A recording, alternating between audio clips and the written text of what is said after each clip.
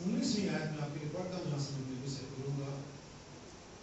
हे मेरे बालकों, जब तक तुम में मसीह का रूप ना बन जाए तब तक मैं तुम्हारे लिए जच्चा सी पीड़ाएं सहता हूं। प्रभु के आशीष से वचन की पढ़े सुनाए और मैं बैठ सकता हूं। हालेलुया। वापस से मसीह के नाम में निकालने देंगे। हालेलुया।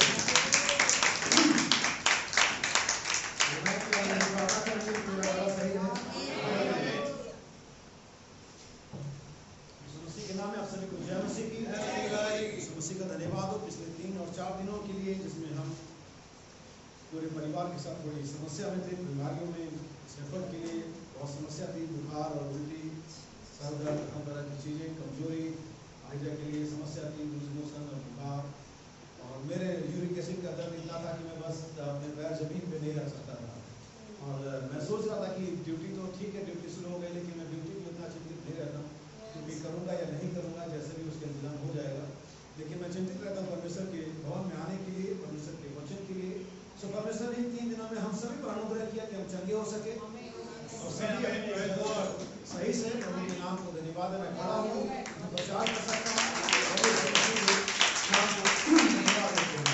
और आज की इस सुबह में आप सभी को प्रभु आशीष दे, और उन लोगों को भी जो यहाँ पर नहीं है, ताकि फिर से मैं कुछ शब्द इसलिए बोल सकूँ कि ये यहाँ क्यों नहीं है। हालेलुया। बहुत सारी बार मैं सोचता हूँ कि चर्च में बहुत सारे लोग होंगे, क्योंकि शायद इस बार वो लोग नहीं आए थे, इस बार आ जाएंगे, पिछली बार नहीं आए तो फिर आ जाएंगे, और ऐसा मैं 15-20 सालों से सोच रहा हूँ, देखता आता हूँ, लेकिन हर बार मेरी जो सोच होती है वो गलत साबित हो जाती है, और लोग वैसे चल रहे होते हैं जैसा कि वो चल रहे होते हैं, कोई फर्क नहीं आता। लेकिन एक फर्क उनको अचानक एक दिन मिलेगा, और ये फर्क हमेशा ही लोगों को अचानक मिला है। जानते हैं क्या कहने जा रहा हूँ, क्योंकि हमें मसीह के साथ चलना एक सौदा लगता है, और अगर मसीह हमारे लिए कुछ कर दे, अगर हम परेशान हैं, अगर हमें कोई दिक्कत है, बीमारी है, फाइनेंशियल प्रॉब्लम है, रिश्तेदारों ने छोड़ दिया, शादी ब्याह नहीं हो रहा है, और वगैरह वगैरह, तो हम मसीह के साथ चिपके रहते हैं, हाँ प्रभु, हाँ प्रभु, हाँ प्रभु। लेकिन जैसी चीजें ठीक होती हैं, कौन सा प्रभु और हम कहाँ प्रभु कहाँ। लेकिन याद रखिए कि मसीह हमारे लिए सौदेबाजी नहीं है, मसीह हमारे लिए जीवन है, मसीह हमारे प्राणों के लंगर है, जहां पर हम हमेशा के लिए विश्राम पा सकते हैं। आमीन। मसीह वो नहीं है जो जिसको हमने चुना है, मसीह वो है जिसने हमें चुना है। और जब खरीद बेच दिए जाते हैं, जब आपका दाम लगा दिया जाता है, जब किसी के आप हैंड ओवर कर दिए जाते हैं, तो फिर आप अपने लिए नहीं जी सकते, आप चाह करके भी अपने लिए जीवन नहीं जी सकते, क्योंकि आप बिके हुए हैं। जैसे कहता है मैं तुम्हारा गुलाम हूं, जो तुम्हारी बात सुनूंगा। कई बार पत्नियां कहती हैं पतियों से, मैं तुम्हारी गुलाम, मैं तुम्हें बिका हुआ। इसका मतलब साफ है कि जो गुलाम है या बिका हुआ अपनी मर्जी से नहीं कुछ कर सकता। तो क्या ये बात गलत है या सही है कि हम बिके हुए हैं और मसीह के हाथों में, यीशु के लहू के द्वारा? कितने लोग बिके हुए हैं यीशु के लहू के द्वारा? तो फिर आप अपना जीवन कैसे जी सकते हैं? फिर आप चर्च आने के लिए अपने एहसास, अपनी फीलिंग, अपने सुविधाओं पर कैसे आप डिसीजन ले सकते हैं? अगर तो आप बिके हुए हैं, अगर तो आप बिके हुए हैं, तो माफी मांगने के लिए और माफ करने के लिए आप अपने ईगो को बीच में कैसे ला सकते हैं? क्योंकि आप तो बिके हुए हैं। लेकिन अगर आप इन चीजों को अपने ईगो पर, अपने स्तर पर, अपने स्टेटस की वजह से इन चीजों को डिनाई करते हैं, डिले करते हैं, ओवरलुक करते हैं, ये दिखाता है आप बिके हुए नहीं है। आप चर्च में बैठे हुए फिर भी आप बिके हुए नहीं है। आप गाना गा रहे हैं, आराधना कर रहे हैं, इवन मैं कहता हूँ मैं प्रचार कर रहा हूँ, फिर भी अगर मेरे जीवन में मेरी इच्छाएं, मेरी सोच और मेरा जो भी एटीट्यूड है वो मसीह के वचन में आड़े आता है, तो मैं अभी भी बिका हुआ नहीं हूँ। क्योंकि बिका हुआ व्यक्ति तो अपनी मर्जी से कुछ कर ही नहीं सकता, उसे तो उस व्यक्ति को फॉलो करना पड़ेगा जिसने उसे खरीदा है। और बाइबल साफ साफ कहती है कि तुम अपने नहीं हो, पर दाम दे करके। तो इससे पहले कि आप कहें कि मुझे यीशु की लहू ने खरीदा है, अपने जीवन में एक बार झांक लेना। एक छोटी सी छोटी बात और एक बड़ी सी बड़ी बात में आपके निर्णय वचन के आधार पर होते हैं, और आपकी अपनी सहूलियत और सोच और इच्छा और पसंद के आधार पर होते हैं। आमीन। मैं सही हूँ? तो याद रखिए, इससे पहले मैं आगे बढ़ूँ, आज एक बहुत ही डिफिकल्ट सब्जेक्ट को लेकर, डिफिकल्ट तो नहीं लेकिन एक हो सकता है कि आप इसे प्रचार में से सुनते बड़ी शर्मिंदगी का अनुभव करें, बड़ा अजीब लगे, अम्ब्रेसिंग लगे, लेकिन ये सच्चाई होगी। हमें आज मैं आपके सामने एक लेबर रूम का पूरा सीन आपके सामने रखने जा रहा हूँ। इसलिए मेरा टाइटल है स्पिरिचुअल प्रेगनेंसी, आत्मिक गर्भधारण, स्पिरिचुअल प्रेगनेंसी। अब आप यहाँ पर सवाल कह सकते हैं कि अच्छा जो पुरुष उनके बारे में, इसीलिए मैंने गलतियों की पत्री 4 अध्याय और उसका 19 वचन पढ़ा, जहाँ पर एक पुरुष ये कहता है कि मुझे तुम्हारे लिए जच्चा किसी, यही वजह कि मैंने इसे स्पिरिचुअल प्रेगनेंसी का नाम दिया है, क्योंकि पुरुष जो इनफैक्ट मैरिड भी नहीं था, वो पुरुष जो इसे लिखता है वो खुद शादीशुदा भी नहीं था। अगर पत्रस इसे लिखता तो एक बात को समझ में आ जाता, थोड़ा सा शायद उतना भी नहीं, लेकिन चलो एक बार मान लेते, लेकिन पौलुस तो अनमैरिड भी है और पुरुष भी है, और वो कहता है कि जब तक, कब तक तुम्हारे अंदर में मसीह का रूप फॉर्म ना हो जाए, तब तक मैं तुम्हारे लिए जच्चा की सी पीड़ाएं सहता हूं या सहता होता हूं और उससे सहा। इसलिए याद रखिए, जो स्पिरिचुअल प्रेगनेंसी है, जो आत्मिक गर्भधारण है, सभी के लिए, पूरे चर्च के लिए, स्त्री और पुरुष, क्योंकि ये स्पिरिचुअल है, ये फिजिकल नहीं है। ये क्या है? स्पिरिचुअल है, आत्मिक है। इसलिए जरूरी है कि परमेश्वर का वचन हमारे आत्मिक गर्भ में, जो कि हमारा प्राण है, वहां पर आने पाए। और इससे पहले कि मैं आगे बढ़ूं, मैं कुछ ऐसी चीजें आपके साथ शेयर करूंगा, बताऊंगा, जिसके द्वारा आपको इस विषय का एक बुनियाद मिल सके, एक संदर्भ मिल सके, जहां पर हम आगे बढ़ सके। आमीन। क्योंकि हम विश्वास करते हैं ये दिन जिसमें हम जी रहे हैं, ये बहुत ही डिसीविंग एज, जिसे नबी ने कहता है, ये डिसीविंग एज है, ये हर तरह से भरमाने वाला युग है। आप जाइए और टेलीविजन खोलिए, आप जाइए और अपना फोन खोलिए, हर जगह से आपको ऐसे ऐसे ऐड मिलते हैं, ऐसे ऐसे प्रलोभन मिलते हैं, और लगता है बिल्कुल सही है वो, लेकिन उसके पीछे इतनी जालसाजी होती है, इतना धोखाधड़ी होता है कि आप फाइनली कुछ पाते नहीं है। हमें, और मैं उस सारे डिटेल में नहीं जाऊंगा, लेकिन मैं कुछ एक बातें पॉइंट आपके सामने दिखाऊंगा। आज दुनिया में जो डिसीविंग एज है, वो इस तरह से है कि हर एक व्यक्ति ये सोच रहा है कि वो कुछ ऐसा चला के दिखाए कि अपने लिए कुछ कमा सके, और वो सिर्फ ऐसा इसलिए कर रहा है ताकि अपनी सांसारिक जो अभिलाषाएं हैं, जो अपनी सेहत के बारे में, अपनी पढ़ाई के बारे में, अपने घर के बारे में, उसे पूरी कर सके, ये जानते हुए कि ये सारी चीजें टिकने वाली नहीं है, यह जानते हुए कि फाइनली जब मृत्यु आपके दरवाजे पर प्रहार करेगी तो ये चीजें आपको प्रोटेक्ट नहीं कर पाएंगे। यह जानते हुए कि आप दवाई खरीद सकते हैं, सेहत नहीं, हम दवाई के लिए पैसा जरूर थे, जैसा कि मैं इससे पहले बता चुका, आप दवाई खरीद सकते, सेहत नहीं खरीद सकते। आप मल्टीविटामिन की गोलियां खरीद सकते हैं, आप फ्रूट्स खरीद सकते हैं, लेकिन आप भूख नहीं खरीद सकते। आप बढ़िया स्पंज वाले गद्दे खरीद लीजिए, लेकिन आप नींद नहीं खरीद सकते। उसके लिए तो आपको किसी ऐसे सोर्स पर डिपेंड करना पड़ेगा जो आपके परचेजिंग दायरे से बाहर है। इसलिए मेरी बाइबल बताती है कि परमेश्वर ने लोगों को नींद यूं ही, और दुष्ट को नींद नहीं आती, और रात भर सोचता रहता है। आमीन। याद रखिए चीजों को, सो ये सारी चीजें, लेकिन दुनिया इसे, जैसा कि मैं इसे बता चुका हूं पहले पुराने नियम के वाक्य से, कि वो सारपत की विवाह ये जानते हुए कि नेक्स्ट मॉर्निंग उनके लिए डेथ वहां पर है, फिर भी एक दो लकड़ियां बीन रही थी ताकि अपने लिए और अपने उस मर रहे बालक के लिए एक रोटी बना सके। क्या उसने खुद नहीं कहा कि हम आज खाएंगे और कल मर जाएंगे? क्या आज ये दुनिया ये खुद नहीं जानती कि चाहे वो कुछ भी कर ले, कल सबका अंत मृत्यु में है? फिर भी उनमें से कौन है जो घर में बैठा हुआ है? चींटी जिसका जीवन काल ही कुछ महीनों या साल का होता होगा, मुझे नहीं मालूम कितने महीने का होता है, लेकिन फिर भी वो पूरे 6 महीने जी जान से यत्न करती ताकि अगले बारिश के महीने के लिए कुछ जुटा सके। हम सभी को अपना एंड मालूम है, लेकिन फिर भी हम सारी चीजें करते हैं ताकि इस मरणहार जीवन को क्या कर सके, पाल सके, इसे अच्छा बना सके, इसे आनंददायक बना सके, इसमें सुख भोग सके, ये जानते हुए कि एक दिन ये हमें छोड़ देगा। अगर ये सब मेहनत, अगर ये सारी चीजें हम इस शरीर के लिए जो हम जानते हैं, हम भी और संसार भी कि हमारा साथ नहीं देगा, फिर भी हम करते हैं, लगन से करते हैं, सिंसियरिटी के साथ करते हैं। क्या नहीं करते? तो मेरे भाई और बहन, उस जीवन के बारे में क्या है जो अनंत काल का है? उस देह के बारे में क्या है जो एक बार बनाए, जब परमेश्वर के हाथों से बनाए, जो चीज अस्थायी है, जो कभी खत्म नहीं होगा। क्योंकि बाइबल दो प्रकार की देह की बात करती है। इस डेरे में तो रहते हुए बोझ से दबे रहते रहते हैं और हर समय अभिलाषाओं के बस में। कितने समय? सर्च करिए अपने लाइफ को, हर एक दिन को, हर एक हफ्ते को, हर एक महीने को, हर एक समय के, चाहे आप बच्चे हो, चाहे आप टीनेजर हो, चाहे आप यंग हो, चाहे आप मिडिल एज के हो, चाहे ओल्ड एज के हो, हर समय लालसा रहते हैं कोई ना कोई। हम जिस एज में उस प्रकार की कोई ना कोई लालसा हमें दबाती है और हर समय हमारे पास एक अफसोस होता है। इस डेरे में तो हम क्या करते हैं, बहुत से दबे कराते रहे और अभिलाषाओं के बस में रहते हैं। लेकिन बाइबल कहती है जब ये डेरा सही का घर गिराया जाएगा तो हमें एक और मिलेगा। इट मीन्स वो पहले से तैयार है और उसमें कोई दुख नहीं है, उसमें कोई आंसू का बहना नहीं है, वो कभी गिराया नहीं जाएगा। बाइबल कहती है ये तो टेम्पररी है लेकिन वो चीज स्थायी है।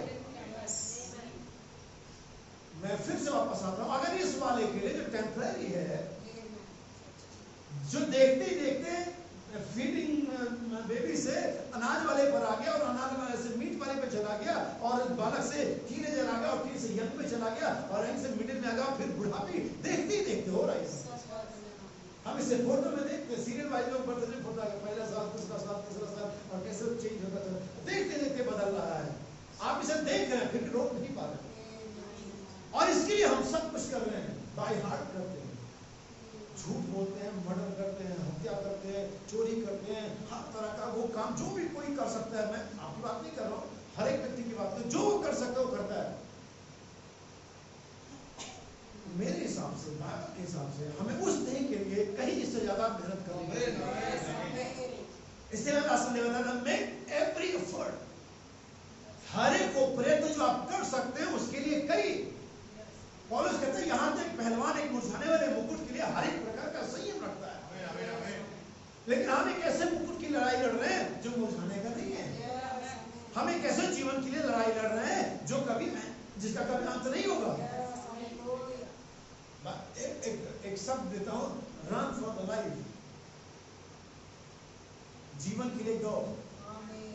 और जिस जीवन के लिए साथ साथ दौड़ रहा है वो वास्तव में जीवन है ही नहीं, वो तो वास्तव में जीवन की जो असली जीवन है, नबी कहता है परछाई है जो अभी सबके पास ह्यूमन लाइफ में है। वो उस असली जीवन की जो परमेश्वर ने मानव जाति को दिया था, ये जीवन जो इसमें हम जी रहे हैं, परछाई ये घटता चला है। सूरज आप खड़े हो सवेरे में और आपकी परछाई बहुत लंबी होगी और जैसे सूरज ऊपर चला जाएगा आपकी परछाई छोटी होती चली जाएगी, जैसे टॉप पर आएगा आपकी कोई परछाई नहीं होगी।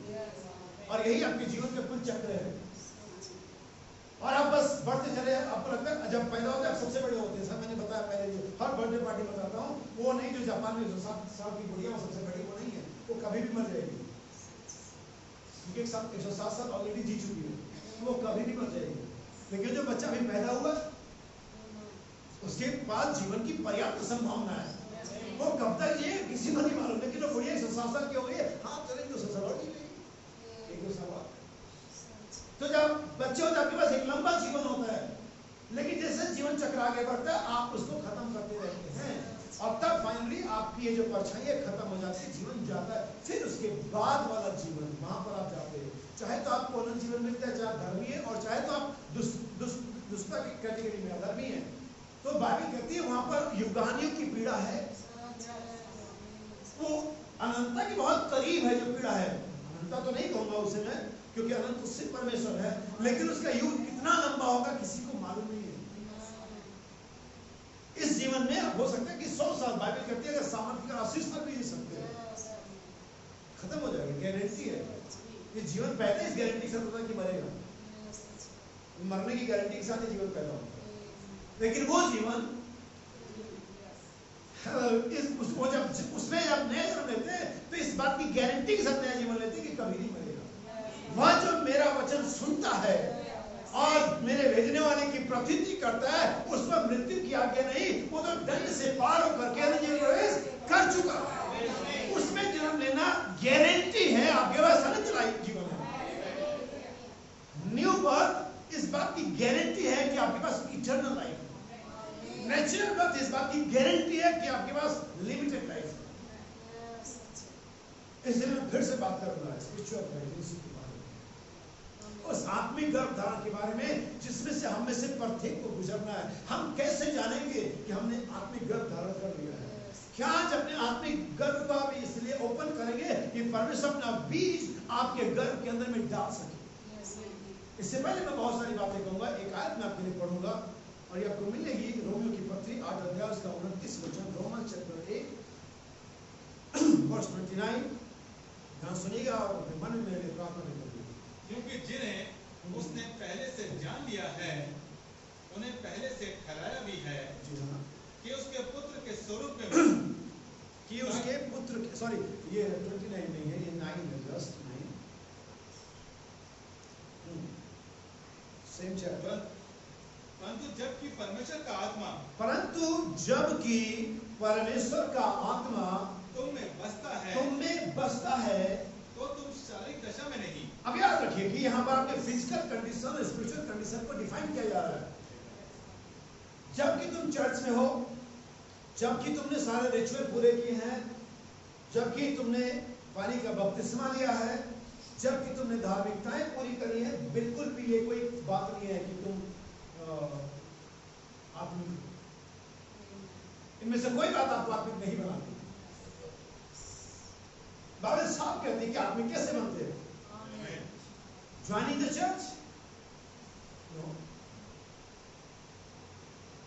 चर्च की सदस्यता से आप बिल्कुल भी आत्मिक नहीं बनते, इससे आप धार्मिक बनते हैं। आमीन, क्या सही हो?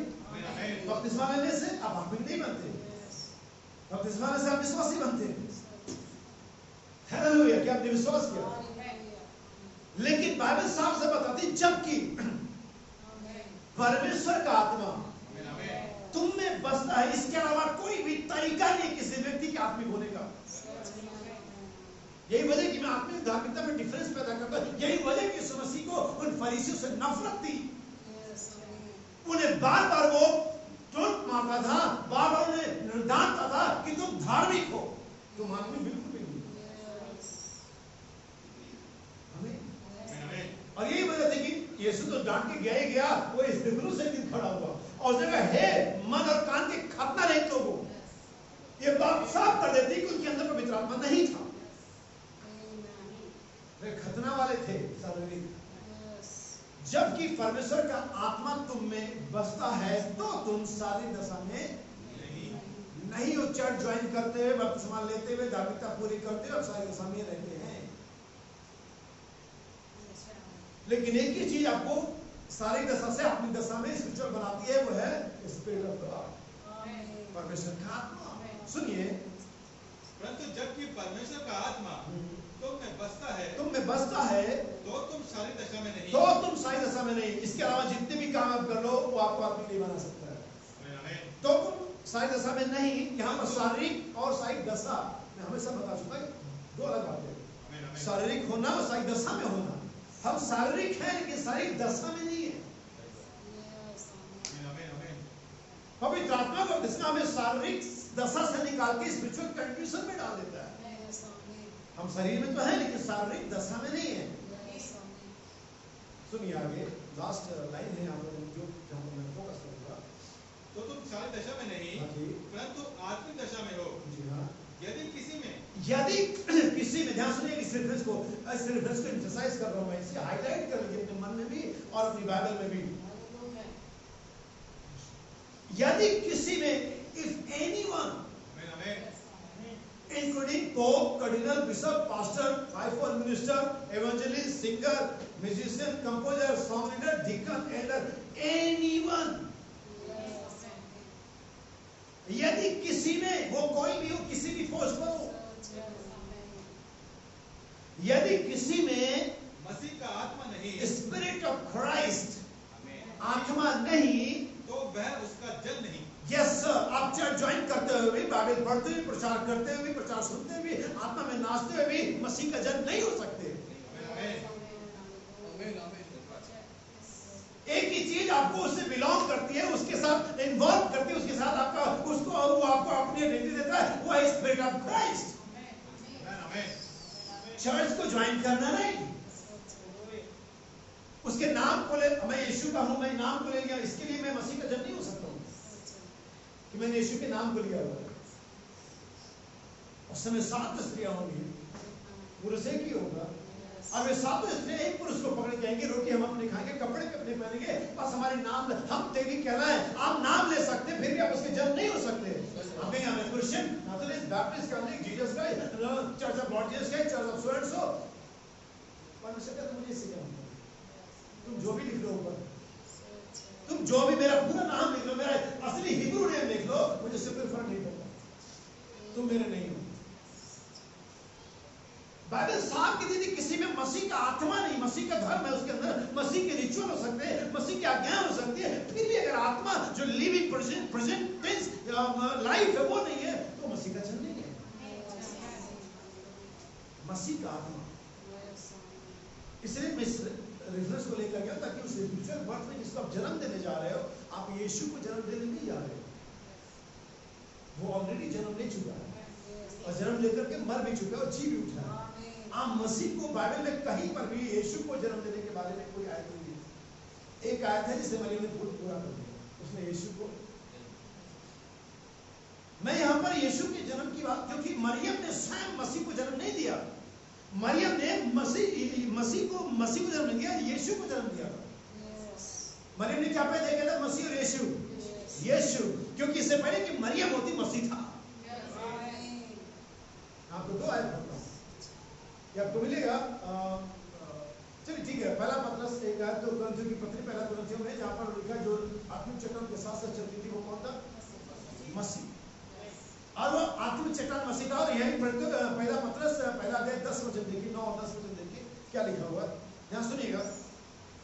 और अपने विश्वास का प्रतिफल, थोड़ा सा पीछे आ जाए, 9, 8 क्या है, जो भी पीछे आ जाए, उससे तुम बिन देखे प्रेम रखते हो। क्या है ये, क्या पढ़ रहा है,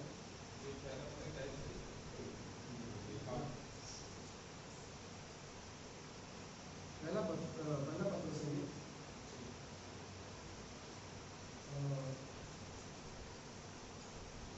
10 वचन।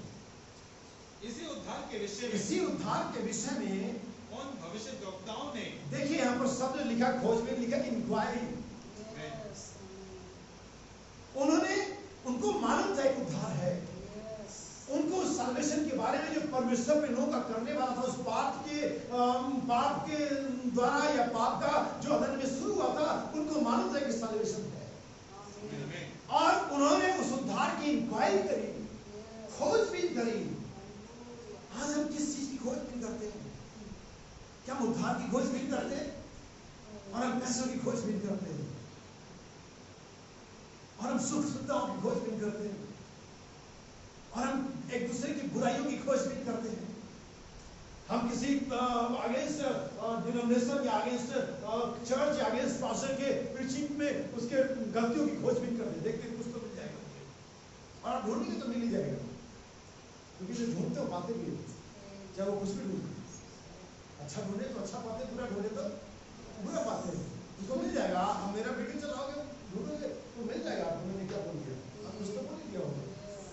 हाँ नहीं, सो उन्होंने क्या करी, उद्धार की खोजबीन करी, भविष्यद्वक्ताओं ने बहुत ढूंढा, क्या, और बहुत कम नहीं, जब तक मिल ना जाए तब तक ढूंढो, और जांच पड़ताल की, जिन्होंने उस अनुग्रह के विषय में जो तुम पर होने को था।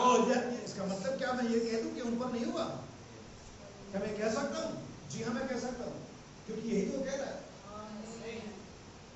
जो तुम पर होने को था, इट मींस अभी तक उन पर हुआ नहीं था, उनके पास वो लहू नहीं था जो उनके पापों को जड़ से खत्म कर देता, उनके पास वो लहू नहीं था जो उनके विवेक को शुद्ध करता। बाइबल साफ कहती है, भेड़ों और बकरों के लहू से उनके विवेक शुद्ध नहीं हो सकते थे, यही वजह थी कि हर साल उनको बलिदान चढ़ाना पड़ता था। लेकिन अब तक जानते हैं, आपको हर साल नहीं चढ़ाना पड़ता, आपके लिए एक ही बार में अपना कुर्बान हुआ, जो हमारे लिए छुटकारा लेकर के आता है।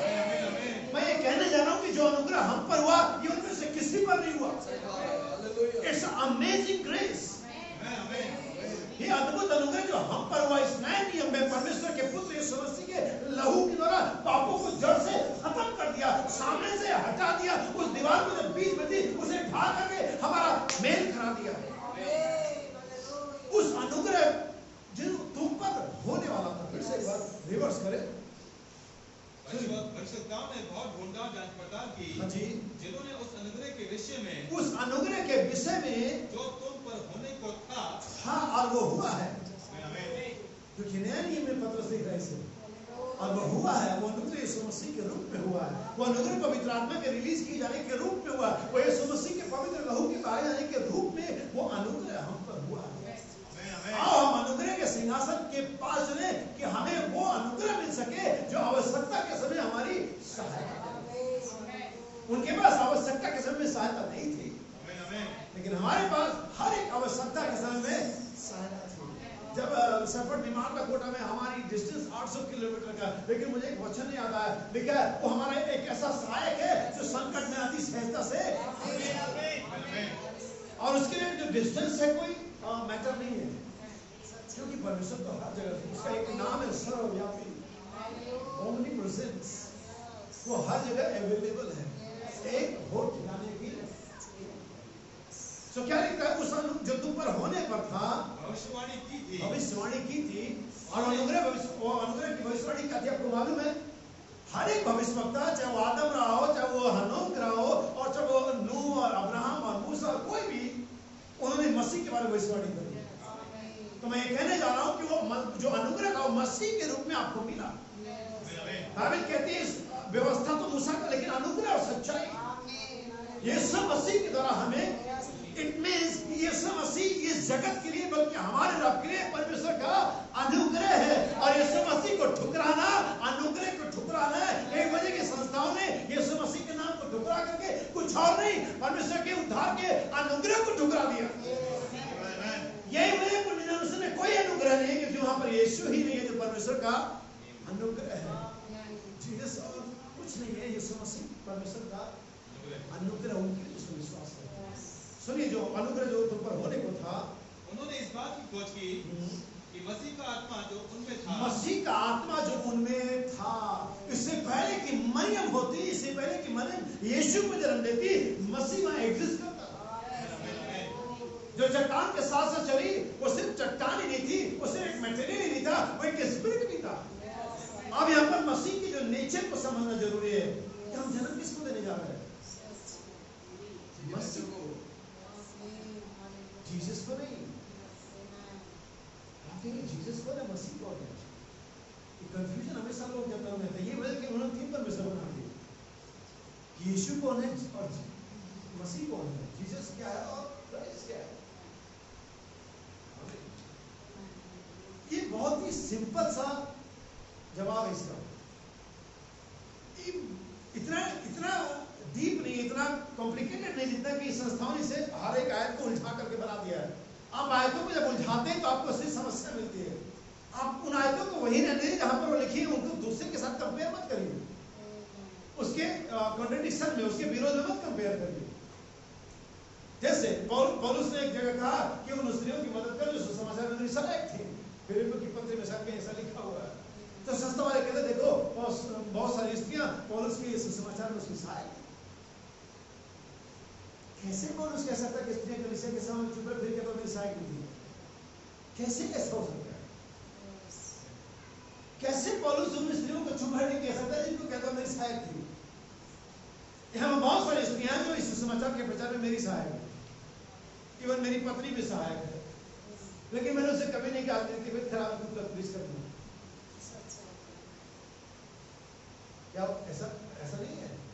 तो उन्होंने समझ लिया कि वो उन्होंने लेबर किया इस मसीह के पौलुस के साथ प्रीचिंग में। इसका मतलब कभी पौलुस जब लेट जाता था, बीमार जाता था, जब उसका मन नहीं करता था, तो कहता था कि बहन आप आज आप प्रचार करो। इसे हम अंदाजा लगाते हैं, और अंदाजा सिर्फ इसलिए लगाते हैं कि हम बाकी वचनों को नहीं देखते। कैसे ऐसा हो सकता था कि पौलुस के स्त्रियां कलीसिया के सामने चुप रहा, फिर वो कहता मेरी सहायक थी प्रचार करने में? हमें एक दूसरा प्रश्न कभी हम समझेंगे। लेकिन बाइबल कहती है मसीह का आत्मा उनमें था, मसीह के साथ साथ चलता था। बाइबल बताती है कि इससे पहले कि मरियम होती, इससे पहले कि यीशु पैदा होता, मसीह, तो मसीह कौन है? Spirit of God. अगर आप पढ़ेंगे संदेश यहोवा है, नबी कहता मसीह और पवित्र आत्मा एक ही चीज है। मसीह और पवित्र आत्मा एक ही चीज है। तो जो मसीह उनमें था ये एक व्यक्ति है, ये पर्सन ऑफ गॉड है, और जो यीशु है उस पर्सन ऑफ गॉड का बॉडी है, देह है, जिसमें वो पर्सन ऑफ गॉड बॉडीली देह के साथ रहने के लिए एक हो गए थे, और वो पाप रहित थे, मरियम के घर से आई थी, जिसको परमेश्वर ने स्वयं अपने स्पोकन वर्ड से क्रिएट किया था, ताकि परमेश्वर स्वयं उसमें आ सके। बाइबल बताती है परमेश्वर ने देह तैयार करी, जगत में आते समय कहता भेंट बदलना चाहा, पर मेरे लिए एक देह तैयार करी। वो परमेश्वर ने खुद के लिए एक देह तैयार करी, ताकि उसमें देह के साथ क्या कर सके, निवास बना सके, मनुष्य के साथ रिकंसिलिएशन कर सके, मेल मिलाप कर सके। इस नबी कहता है याद रखें, उसका नाम लेने या उसके नाम पर विश्वास करने या किसी भी चर्च की संस्था का ग्रहण करने या बपतिस्मा लेने या धर्म के काम के द्वारा आप उसके लोग नहीं होते हैं। आप मसीह का जन्म सिर्फ एक ही तरीके से हो सकते हैं कि आपके अंदर मसीह का आत्मा पाया जाए, वचन नहीं। ये कठिन है समझने के लिए, आपको चकरा देगा, तो फिर से कह रहा हूं, सिर्फ रिटन वर्ड नहीं, क्योंकि ये रिटन वर्ड किसी काम का नहीं जब तक इस पर कोई आत्मा ना आए। कुंवारी गर्भवती होगी, ये कई हजार सालों से रिटन वर्ड था, उनके स्क्रॉल में चरण पत्रों में ये लिखा हुआ था कुंवारी। जब से ऐसा भविष्यवाणी करी, जब से बिलाम ने भविष्यवाणी करी, जब से मूसा ने भविष्यवाणी करी, जब से और अय्यूब ने भविष्यवाणी करी, तब से इनके स्क्रॉल में ये लिखा हुआ था कि मसीह आएगा। बाइबल हमने पढ़ा, उन्होंने उसके अनुग्रह के बारे में भविष्यवाणी करी, और वो अनुग्रह यीशु मसीह और कुछ नहीं। आमीन।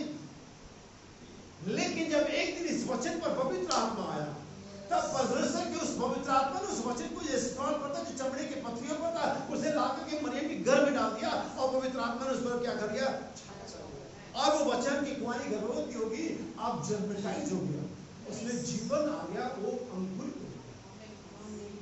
ऐसे ये वचन है जो आपके पास हमारे पास है, नो डाउट की नहीं है, लेकिन बिना आत्मा के क्या करेगा। उनके पास वचन था रुके रहना, उनके पास वचन था मैं भविष्यवाणी को उंडेल लूंगा, उनके पास वचन था कि मैं अपनी आत्मा को उंडेल लूंगा, उनके पास वचन था।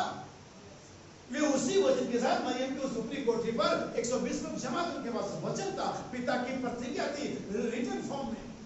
लेकिन क्या वो काम आई जब तक कि 10वें दिन पवित्र आत्मा उस वचन पर नहीं आ गया? क्या उस वचन के साथ कभी उछले गए? क्या उस वचन के साथ कभी उन्होंने भाषा बोली? क्या उस वचन के साथ कभी उन्होंने भविष्यवाणी करी? क्या उस वचन के साथ में कभी निरंतर में बाहर है? कभी भी नहीं, वचन था। लेकिन जैसे उस वचन पर पवित्र आत्मा आया 120 लोगों पर एक 10वें दिन, वो वचन जो था वो जीवित हो गया, वो वचन जो था वो मैनिफेस्ट हो गया, वो वचन चलने फिर रहा, वो वचन बोलने लगा। क्योंकि वो जो डरे हुए थे वे बाहर निकल करके आ गए। ऐसा लगा किसी फोर्स ने उनको बाहर ढकेल दिया, वे उछलने और कूदने लगे, अन्य भाषा बोलने लगे, भविष्यवाणी करने लगे। पतरस जो डरा हुआ था जल्दी से भविष्यवाणी, हे इस्राएल सुन। ये क्या था? वचन को पवित्र आत्मा। इसलिए मैं फिर से कह रहा हूँ, वचन वचन वचन बहुत अच्छी बात है। वचन नहीं होगा तो पवित्र आत्मा आएगा भी नहीं। वचन का होना जरूरी भी है, लेकिन खाली वचन काम नहीं करेगा। नबी ने ये कहा, नबी ने वो कहा, नबी ने ये कहा, नबी ने वो कहा। मैसेज की अहमियत हम नहीं जानते। सबसे पहली बात इस मैसेज की अहमियत को हम नहीं जानते, हम इसे इग्नोर करते। याद रखिए अंतिम दिनों में ये आपके अनुग्रह का संदेश है। भाई बहनों ने स्वयं 1154 में स्वयं एक संदेश का नाम भी अनुग्रह का मैसेज रखा, लेकिन मैं कहता हूँ सारे 1154 मैसेज जो भी मैसेजेस है भाई बहनों के, वो सारा मैसेज एक अनुग्रह का संदेश। और अगर आप इस संदेश को ठुकराते हैं, इसे ओवरलुक करते, इसका डिनाई करते, इसे अपनी आदतों की वजह से इसको मानने से इनकार कर देते, तो मैं सोचता हूं आपने अनुग्रह पर इलाज मार दिया। यीशु मसीह अनुग्रह के रूप में इस्राएल के पास आया था। वो उनके पापों को हमेशा के खत्म कर सकता था, वो उनके गुलामी के जुए को हमेशा के तोड़ सकता था, लेकिन उन्होंने उस अनुग्रह को ही फीका कर दिया। जो यीशु मसीह कलीसियाओं को उनके पाप से बचा सकता था, उन्हीं कलीसियाओं ने उस अनुग्रह को अर्थात यीशु मसीह वचन को चर्च से बाहर कर दिया। आप अनुग्रह को ठुकरा करके कैसे बच सकते हो? हमें कोई तरीका नहीं है। ये मैसेज इसके अंदर में जितनी भी लिखी बातें हैं उन्हें ठुकरा करके आप बच नहीं सकते। अनुग्रह का पहला काम है रिपेंट। किस बात से? हर एक को जो वचन के बाद खिलाफ है उससे पश्चाताप करना। बिना पश्चाताप करे, और पश्चाताप कैसे होता है? जुबान से बोल करके होता है, मन मन में कोई पश्चाताप नहीं होता है। मुझे बात बड़ी अच्छी लगती, जब बुढ़ाऊ पुत्र वापस आ रहा था, उसने आने से पहले क्या बोला था? क्या जानते? उसने क्या बोला था? मैं जाकर के कहूंगा, मैं जाकर के बात बोलूंगा कि हे पिता, मैंने तेरे और स्वर्ग के खिलाफ, आप चाहे से लुका के 15वें अध्याय के आखिरी पैराग्राफ में पढ़ सकते हैं। और जाकर के बाइबल ऐसे बता दे, जब वो गया तो पिता ने उसे दूर से देख के गले लगा लिया, दूर से देखा तो गया, उसे गले लगा लिया। स्मार्ट लड़का होता मेरे पर वाला, या हम जैसे बहुत सारे लोग हैं, अब तो नाराज ही हुए, अब तो पापा कुछ कह ही नहीं रहे, अब खाली क्यों बोलना हो रहा है। लेकिन वो ऐसा नहीं था। उसने जो कहा था, उसने बहुत सारी बार हमारे मामले सही जाते हैं, हमारे मामले हो जाते ठीक है, कोई बात नहीं हो गया, ये तो माफ करने वाले की बात, उन्हें बिना सुने माफ कर दिया। लेकिन आपने क्या करना था? परमेश्वर ने तो यीशु मसीह को हमारे पैदा होने से भी नहीं कुर्बान कर दिया था। हम आगे पैदा हो गए और अरे यीशु मसीह को कुर्बानी हो गया, हमें क्या करना है? विश्वास करते नहीं सर, ये गलत होगा। आपको तो बोलना पड़ेगा, आपको तो अंगीकार करना पड़ेगा, आपको तो अनाउंसमेंट करना पड़ेगा, मैं गुनहगार था, हे प्रभु मैंने वही किया जो तेरी दृष्टि में बुरा था, मैंने ये या वो जो भी आपने किया अपने परमेश्वर के प्रति, पति पत्नी भाई बहन किसी के प्रति, वे बोलना होता है। और जहां किया वहां बोलना होता है। इंडिविजुअल के इंडिविजुअल बोलिए, पब्लिक में किया पब्लिक में बोलिए। ऐसा नहीं किया, परमेश्वर के पास अभी भी आपके ऊपर वही चार्ज है। आपके लिए 20 साल बीत गए, वो चार्ज अभी भी वही है, वही धारा लगी अभी तक। क्योंकि हम जो बोलते हैं, नबी कहता है, उसे वापस करने का कोई तरीका ही नहीं है। वो आसमानों में गूंज रहा है, आप उसे डिलीट नहीं कर सकते, आप उसे फॉर्मेट नहीं कर सकते। एक ही तरीके से डिलीट और फॉर्मेट किया जाए, रिपेंट, और कोई तरीका नहीं है। आमीन। तब समझ पाए मैं क्या कह रहा हूं? मेरे भाई और बहन, हम मसीह के पैदा करने की बात कर रहे हैं, यीशु को नहीं। मैं बार बार इस बात को दोहरा रहा हूं ताकि आप जान लें कि मैं कहना क्या चाह रहा हूं। अभी कहता आगे सुनिए, कुछ कोड मैं भाई के साथ पढ़ूंगा, वो आपको मैं चाहता हूं कि जो बीच में कोड मिडिल में है वो कोड पहले पढ़ा जाए, और फिर एक कोड मेरे पास है, बस काम विश्वास का प्रतीक और इसी पढ़ेंगे। यहाँ से सुनिएगा, diseases and afflictions. Now every life, और हर एक जीवन, and every bit of life comes from a germ. हर एक जीवन एक जीवाणु से आता है, उसके लिए कोई ना कोई जीवाणु जड़ होना चाहिए वहां पर, चाहे वो किसी भी प्रकार का जीवन हो। You yourself are from a germ of life. और आप भी एक जीवाणु से ही आए हैं। Amen. You came one time. एक बार आप ऐसे आए, You were just a teeny little germ. और आप बस एक छोटा सा सूक्ष्म सा एक जीवाणु था, जर्म था, So small they couldn't be seen by the natural eyes. और मैं इस चीज को बड़ा पसंद करता हूँ, इस वाक्य को, और इसके बाद मेरे पास एक विचार है इसके ऊपर कि हम उस जीवाणु को इतना सूक्ष्म, इतना माइनर होता है कि हम देख नहीं सकते। आप माइक्रोस्कोप लगाते हैं और देखते हैं कि वो कहाँ पर है, और उसे ढूंढना, उसे पहचानना बड़ा मुश्किल होता है।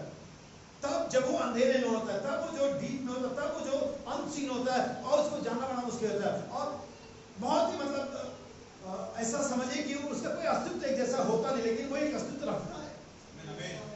और जब वो अपनी उच्च अवस्था को प्राप्त करता है, अपनी चरम अवस्था को प्राप्त करता है, अपने क्लाइमेक्स पर पहुंचता है, तो दुनिया को हिला सकता है। नहीं? और वो क्या कर सकता है? आप फॉर एग्जाम्पल ऐसे समझे, जैसे मैं नाम लूंगा बिन लादेन, ओसामा बिन, और जब वो पैदा होने से पहले अपनी माँ की गर्भ में रहा होगा, तो उसका साइज क्या रहा होगा, उसकी हैसियत क्या रही होगी, उसका स्टेटस क्या रहा होगा, और शायद हजारों करोड़ों शुक्राणु में, जीवाणु में कौन सा ही पहचानना मुश्किल था। लेकिन जब वो जीन, जब वो जीवाणु, जब वो छोटा सा सेल अपनी क्लाइमेक्स पर आया, हर एक टीवी चैनल पर अमेरिका डरा हुआ है, राष्ट्रपति डरे हुए हैं, दुनिया डरी हुई है, क्योंकि वो जीन जो अनसीन था, जो डीपेस्ट अंदर गहरे अंधेरे में था, अभी अपने फाइनल क्लाइमेक्स पर आया हुआ है। एक नेगेटिव एग्जांपल क्या है, अगर ऐसे पॉजिटिव एग्जांपल में दुनिया के अंदर में ऐसे बहुत सारे नेगेटिव और पॉजिटिव पढ़े, लेकिन अगर आप बाइबल में जाएं, ऐसे ही मूसा का जन्म वो जब उस समय के अंदर में वो जब अपनी माँ के घर में गर्भ धारण किया होगा जहाँ पर इजरायली यहूदी बच्चों को मारा जा रहा था, तो सोचिए उसका साइज, उसका अस्तित्व और क्या कुछ भी आप कह सकते क्या रहा होगा कि कब फिरौन ने चिंता करी उसके बारे में कि क्या होगा ये मूसा पैदा हो जाएगा, मैंने बहुत सारी यहूदियों को मारा, ये भी मर जाएगा। बहुत सारी यहूदी औरतें प्रेग्नेंट हो रही है, कोई दिक्कत नहीं, लेकिन किसी को एहसास था क्या? मूसा की माँ को एहसास था क्या? हारून का एहसास था क्या? फिरौन का एहसास था? वो बहुत ही सूक्ष्म था। कई बार हम उसे नबी के साथ देख भी नहीं पाते, लेकिन वो तब की बात है जब वो अंदर होता है, जब वो बहुत ही सूक्ष्म होता है, बहुत ही छोटा होता है, लेकिन उसके अंदर में परमेश्वर ने एक बहुत बड़ी योजना प्लान की होती है जगत के होने से पहले। और जब वो बीज अपने क्लाइमेक्स पर आता है, पूरा फिरौन, पूरा मिस्र परेशान हो सकता है। मैं नहीं जानता कि हमारी कंडीशन क्या, हम अभी अंदर और बाहर है, लेकिन अगर ये क्लाइमेक्स पर कभी आएगा, हालेलुया, जब कभी ये बीज क्लाइमेक्स पर आएगा, अपनी उच्च अवस्था को प्राप्त करेगा, ये दुनिया को फिर से हिलाएगा। हो सकता है कि मैं अंधेरे कालों में, नबी कहता है 2000 सालों में 325 सदी के बाद कलीसिया अंधेरे कालों में चली गई, कलीसिया का अस्तित्व जैसे एक तरह से खत्म हो गया, लेकिन ये वापस आ रही है। लेकिन अभी तक आप पूरे डेवलप नहीं हुए, जब तक कि मसीह का रूप फॉर्म ना हो जाए, जब तक तुम मसीह के पूरे दिलों तक ना बढ़ जाओ। लेकिन जैसे अपने क्लाइमेक्स पर आएगी, ये शैतान को फिर हिलाएगी, ये लोग को हिलाएगी, ये पृथ्वी को हिलाएगी, ये आसमानों को हिलाएगी। ऐसा वचन में लिखा हुआ है, लेकिन जन्म तो आने दो। सो नबी आगे कहता है उसे हम कई बार देख भी नहीं सकते। You came from your father. आप अपने पिता से आए हैं। None of your brothers cell at all. Mother cell at all. और आपके भाई का कोशिका नहीं, आपकी माँ की कोशिका नहीं। The blood cell come from the male. और जो लहू की जो कोशिका आती है वो पुरुष की ओर से आती है। सुनिए। And then from the germs. और वो जो जीवाणु है, it begins to multiply cells. और अपने आप को बढ़ाता रहता है। And everything after its kind. और जो भी चीज उसके बाद आती है उसी की जैसे थी जो पहली बार थी। हर एक बीज अपनी ही जाति के अनुसार फल उत्पन्न करे। यानी कि अगर वो सेल ह्यूमन सेल है, तो हर बार जो कोशिका डेवलप होगी उसके ऊपर जो दूसरी कोशिका आएगी वो कौन सी सेल होगी? Human cell. उसके बाद जो आएगी नेक्स्ट जो सेल आएगा वो क्या होगा? Human cell. नबी ने कही दूसरे, मैं कौन वो सेल जीती है पढ़ेंगे, हर बार ह्यूमन सेल ही डेवलप होगा। लेकिन आज दोपहर में मैं ह्यूमन सेल के प्रेग्नेंट होने की या उसे बात करने की बात नहीं कर रहा हूँ, मैं क्राइस्ट के बारे में। इसके लिए वहां आगे बढ़ने से पहले मैं वचन आपके लिए पढ़ूंगा ताकि मैं चीजों को क्लियर कर दूं। लूका का सुसमाचार 8 अध्याय उसका 11 वचन, ताकि आप जान लें कि सेल के बारे में, सीड के बारे में जो बात हो रही है वो बात है किस संदर्भ में। हमें अपने आप को तरोताजा रखें। मुश्किल से हमें एक हफ्ता में एक दिन मीटिंग मिलती है, मुश्किल से हमें हफ्ते में एक दिन मीटिंग मिलती है, और अगर उस दिन में भी आपको तरोताजगी नहीं है, आप फ्रेश नहीं है, आप जागरूक नहीं है, आप चैतन्य नहीं है, तो मुझे आपके लिए अफसोस है कि आप में मसीह है भी और नहीं है। आमीन। और इस एक मीटिंग में भी अगर 1.5 घंटे से ऊपर मैसेज चला जाए तो बहुत से लोगों का हार्ट बीट बढ़ जाता है। मुझे ऐसे लोगों को मसीह सोचने कहने में भी शर्म आती है कि उस मसीह के लिए तुम्हें परेशानी होती है जिसको तुम प्रेम करने का तुम दावा करते। मैं नहीं करता, मैं तो खुद करता, मैं प्रेम करता। अब तुम्हारा क्या दावा है? तुम देखो, आप ही का दावा तो मसीह से प्रेम करता हूँ। अरे जिससे प्रेम करने कभी कभी तुम जाते थे शादी से पहले, शादी के बाद भी चलो, तो कितना दिन मिलना चाहते हो? कहते थे बहुत मिल लिया, हम दूसरे चल रहा हूँ, थोड़ा रुको ना, बढ़िया मौसम हो रहा है, अरे ड्यूटी का, अरे बहाना बना। ये तो नेचुरल लव था जो हमने किया कभी या कभी कोई हो सकता कर रहा हो, तो भविष्य में करे, उसमें तो नहीं पावर। और हमारा ये दावा है कि हम मसीह से प्रेम करते और 1.5 घंटे के बाद हाँफने लगते, जबकि आपके पैरों में मेरी कुछ बेंच भी नहीं है और आप खड़े भी नहीं।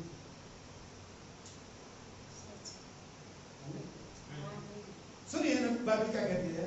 दृष्टांत यह है, दृष्टांत यह है, बल्कि ऐसे लिखा जाना चाहिए कि दृष्टांत का अर्थ यह है। हाँ, दृष्टांत का अच्छा यही है, ठीक है।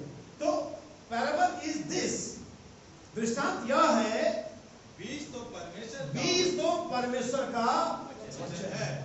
ये साफ हो गया, बीज तो परमेश्वर का। इससे पहले की कोई भी चीज जिसमें लाइफ, जिसको लाइफ कहा जाता है, उसके लिए कोई दुनिया में आया, अस्तित्व में आया और उसका डेमोन्स्ट्रेशन हो, उसे एक सीड फॉर्म में होना होता है। इससे पहले कि परमेश्वर का पुत्र आता, परमेश्वर का पुत्र का बीज होना चाहिए था, और बीज क्या? परमेश्वर का वचन। इसलिए जब कोई स्त्री, जैसे पुरुष की नेचुरल लाइफ में कोई स्त्री प्रेग्नेंट होती है, तो उसके लिए उसके पास बीज होना चाहिए, और ये बीज उसके खुद के पास नहीं है, ये उसके पति के पास है जो कि पुरुष है, और उसे इस बीज के लिए अपने गर्भ को खोलना होता है, उसे रिसीव करना होता है, ताकि उस बीज को फर्टिलाइज किया जा सके और वो बढ़ सके, और वो पुरुष अपने आप को मल्टीप्लाई कर सके, अपने जैसा एक और व्यक्ति को लेकर के आ सके। और इसी रीति से, इसी पैटर्न पर आत्मिक बातें भी घटित होती हैं। हमें सो बाइबल में यहाँ पर क्या कहते हैं, फिर से वापस कोट पाते हैं, इस दृष्टांत को समझ लेना। वास्तव में आप जो यहाँ पर 8 अध्याय की 11वें वचन में जो बात कही गई है, ये दृष्टांत नहीं है, ये फैक्ट है, ये अर्थ है। उससे पीछे जो बातें थी वो दृष्टांत थी, लेकिन यहाँ पर यीशु साहब कह रहा है दृष्टांत का अर्थ यह है कि बीज तो परमेश्वर का, और ये बात कि बीज परमेश्वर का वचन दृष्टांत नहीं है, ये वास्तव में वचन है। आप समझ पाए? बीज तो परमेश्वर का, और ये कोई दृष्टांत नहीं है। सुनिए, The blood cell comes from the male, और जो लहू कोशिका आती है वो पुरुष की ओर से आती है, and then from that germs और तब वो उस जीवाणु को लेकर के आएगी, it begins to multiplying cells, और अपने कोशिकाओं को बढ़ाएगा वो, and everything after its kind. और हर एक चीज जो उसके बाद आएगी उसी की जैसी होगी जो पहला सेल था। A germ from the dog will bring forth the dog. और कुत्ते की जो कोशिका है वो कुत्ते को लेकर के आएगी, From a bird, और चिड़िया की जो कोशिका है वो चिड़िया को लेकर के आएगी, and a human. लेकिन जो मनुष्य की कोशिका वो क्या लेकर के आएगी? लेकिन हम इन तीनों के बारे में बात नहीं कर रहे, ना हम बर्ड के बारे में बात कर रहे हैं, डॉग्स के बारे में बात कर रहे हैं, हम बात कर रहे हैं वचन के बारे में। और अगर वचन की कोशिका अंदर है, ये क्या लेकर के आएगी? वचन लेकर के आएगी। अगर परमेश्वर का वचन आपके अंदर में है, ये परमेश्वर को लेकर के आएगा। लेकिन तब होगा जब स्पिरिचुअल प्रेगनेंसी के लिए हम अपने हृदय को खोलेंगे और परमेश्वर से कहेंगे, परमेश्वर अपना बीज हमारे अंदर में डाले। आमीन। परमेश्वर अपना वचन अपने मुंह से हमारे अंदर में डालता है। आमीन। मैं आपके लिए एक आयत पढ़ना चाह रहा था, और शायद मैंने उसे नोट नहीं किया, लेकिन अगर ये मुझे मिलेगा मैं आपके लिए जरूर पढ़ूंगा। ठीक है, इफिसियों की पत्री 6 अध्याय उसका 19 वचन जैसा है ये। इफिसियों की पत्री 6 अध्याय 19 वचन। अब बहुत सारी बार हम सोचते हैं कि कैसे परमेश्वर इसे करेगा, लेकिन वास्तव में आप प्रोसेस नहीं जानते। जो कलीसिया है वो एक स्त्री की तरह होती है। आमीन। तो परमेश्वर अपना वचन इस कलीसिया रूपी स्त्री के घर में कैसे डालेगा? आप कहेंगे, ओ ये तो परमेश्वर से और हमारे बीच का मसला। जी नहीं श्रीमान, इस स्पिरिचुअल प्रेगनेंसी में ये मसला परमेश्वर और कलीसिया के बीच में नहीं है, ये मसला प्रचारक फाइवफोल्ड मिनिस्ट्री और कलीसिया के बीच में। इसीलिए जब हम कहते हैं भाई कोलमैन ने कहा वो जीवाणु को रिलीज करेंगे, अरे भाई कोलमैन को नहीं करने वाले, आप बाइबल को नहीं जानते। सच्चाई ये है, आप मैसेजेस को नहीं पढ़ते। सच्चाई ये है, वो पतरस था इसने उस 120 लोगों के साथ कलीसिया के लिए उस दिन सुसमाचार को रिलीज किया था। वहां यीशु खड़ा नहीं था, वहां पर परमेश्वर खड़ा नहीं था, वहां पर एक व्यक्ति हाड़ मांस का खड़ा था जिसके अंदर परमेश्वर बोल रहा था, मुंह पतरस के थे। उसने कलीसिया की पवित्र आत्मा को रिलीज किया। सुनिए क्या लिखा हुआ है। हाँ जी।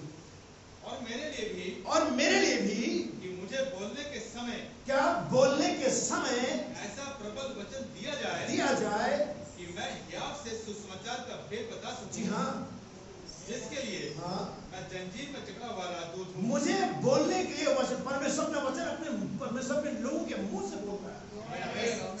मुझे हमेशा आयत समझ में आती है, अच्छी लगती है, मैं उसे चाहता हूँ कि प्रोसेस में रखूं, जहां पर यीशु का मनुष्य केवल रोटी से नहीं, लेकिन हर एक उस वचन से निकलता है, निकलेगा नहीं, निकल चुका नहीं।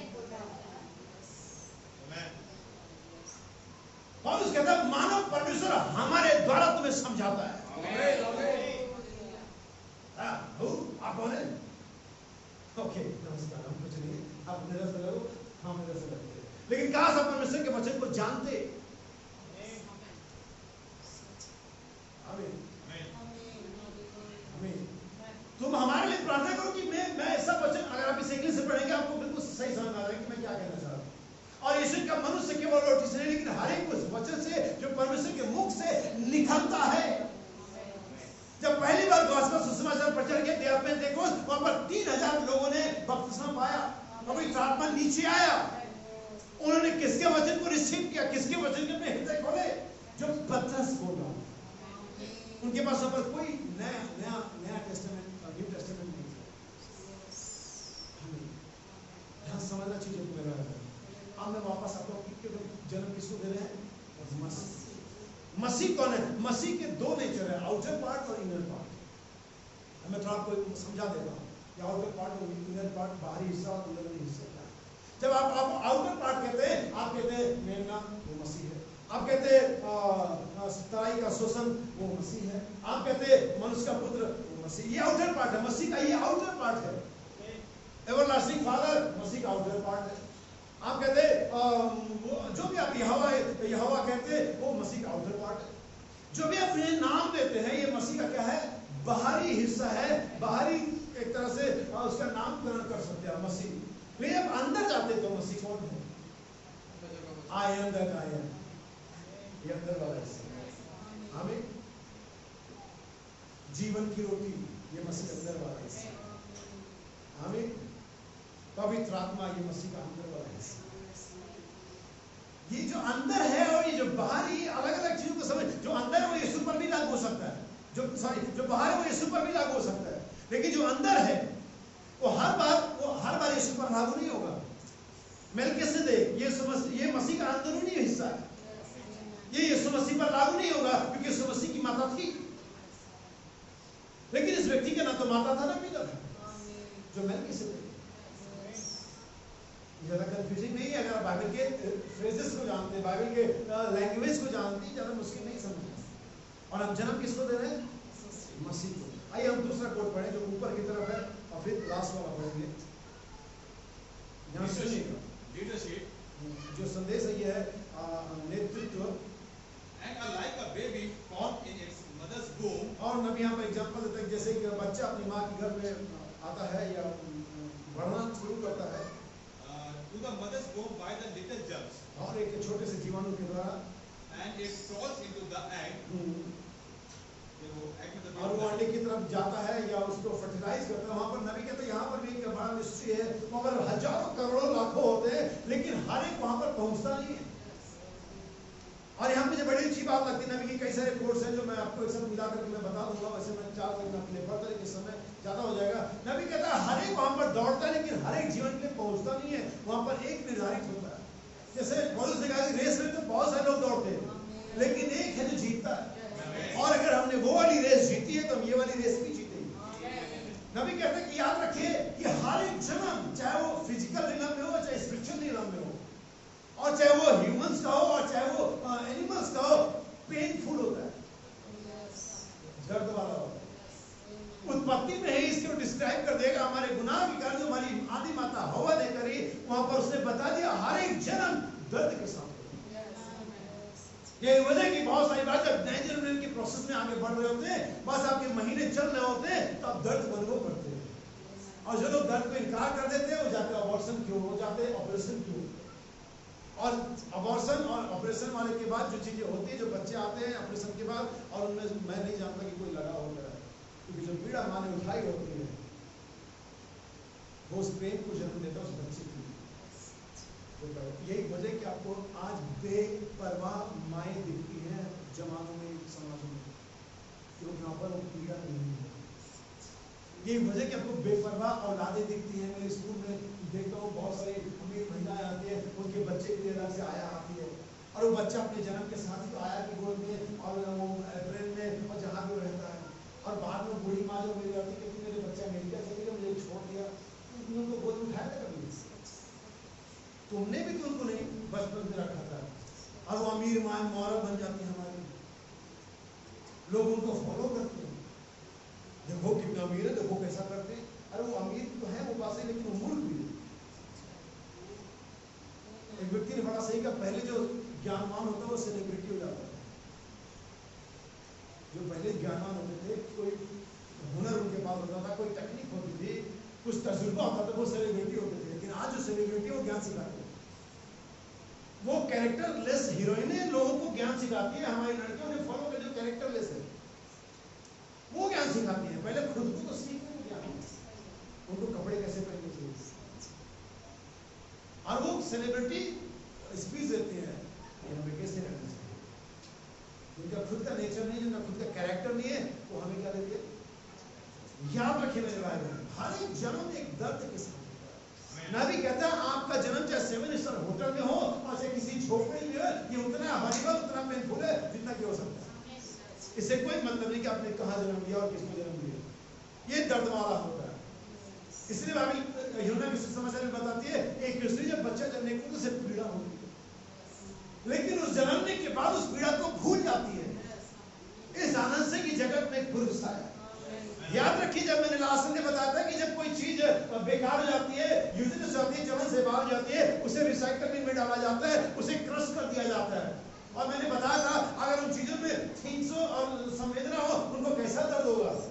जो बड़े बड़े लोहे के लाते उन्हें क्रश कर रहे होंगे, वो कैसा फील करेंगे। लेकिन चूंकि उनमें कोई संवेदना नहीं है इसलिए वो चल जाता है। लेकिन जब परमेश्वर हमें एक रूप दे रहा होता है या देना चाहता है, तो जो हम हैं वो अभी हम लायक नहीं है, तो हमें ये दर्द झेलना पड़ेगा, हमें वो सताव झेलना पड़ेगा, हमें उस स्टाइल में से जाना पड़ेगा, हमें उस अलग सी बातों में से जाना पड़ेगा, ताकि हम परमेश्वर के रूप को लेकर के आ सकें। लेकिन हम अगर इनकार करते उस दर्द का, तो उस प्रेम का निर्माण भी नहीं होगा। इसीलिए जिब्राइल, माइकल और तमाम दूत ये गीत नहीं गा सकते, यीशु का लहू सारे पापों से शुद्ध करता है, ये गीत नहीं गा सकते। ओ अद्भुत अनुग्रह करके वो गीत नहीं गा सकते, उनको इसकी जरूरत नहीं है, लेकिन हम गा सकते। आमीन। हां, सुनिए आगे नबी क्या कहता है।